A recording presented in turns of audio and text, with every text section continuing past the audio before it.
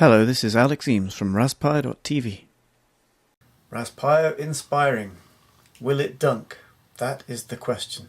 LEDs, cider, and flexible silicone coating from Electrolube. What could possibly go wrong with that combination? What am I going on about? Recently I published a series on my bike lights, which I've used several RasPiO InsPiRing boards to make some super bright controllable LED bike lights. And a few people asked, how are you going to waterproof those? How are you going to make them fit for purpose? So I did a bit of research and I came across this Electrolube Flexible Silicone Coating in a handy small nail varnish sized pot with a little brush applicator. So I could paint my nails with it, or I could paint my boards with it and see if they are in fact water resistant. I've coated this board from here around a quarter of the board, so 23 isn't coated, 0, 1, 2, 3 are. So essentially I've painted both sides of the board all around, including all of the components on the board. You can see some lines there around like that. If I show you a section of board which hasn't been painted, you can see that that isn't the case. These ones you can clearly see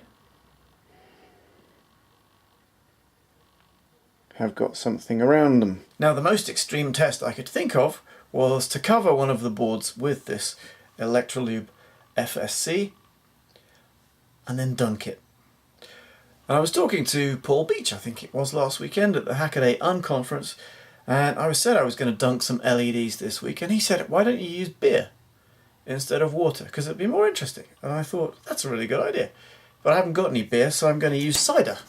But it should do the trick just as well, and it should be fun. So essentially I've painted this Electrolube FSC conformal coating, which is silicone based, same sort of stuff you use to seal your bath or keep the water out. All sorts of things use a silicone based seal, so it should keep the water out. Certainly for bicycle use, I'm never going to go cycling underwater. But for fun, let's test it. Let's dunk. Let's give them a dunk. Let's chuck the whole thing in and see if it still works. So here's the setup I've got. Probably looks stupidly bright on there, but this strip of LEDs has been completely painted with this conformal coating. It's connected to a Raspberry Pi, and I'm going to dunk it in a glass of cider. So wish me luck. I'm pretty sure it's still going to be fine, but if it's not, then we'll have lots of fun. Let's pour some into the glass. I'm not going to drink this afterwards.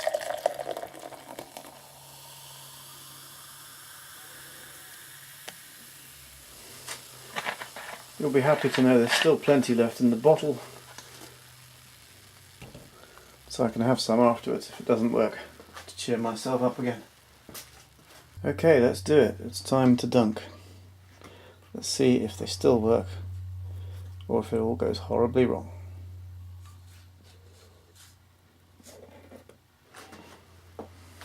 There you go.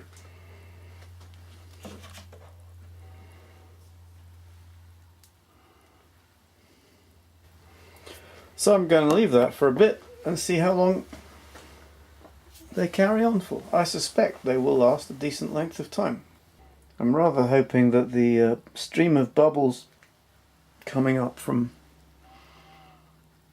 the bottom end is actually just bubbles forming on the board rather than electrolysis, but I suspect it is just bubbles forming on the board rather than electrolysis, because as you can see from this shot, bubbles are forming all the way along the board instead of just at the end. So it looks as if this Electrolube Flexible Silicone Coating is pretty good. Certainly at protecting my LED boards, the RasPiO InsPiRing LED boards, from cider. I'm sure that they'll be even better at protecting from water, which is going to be a lot less acidic and a lot less conducting. So I hope you enjoyed the video. I had great fun making it. This was Alex Eames from RasPiO.tv.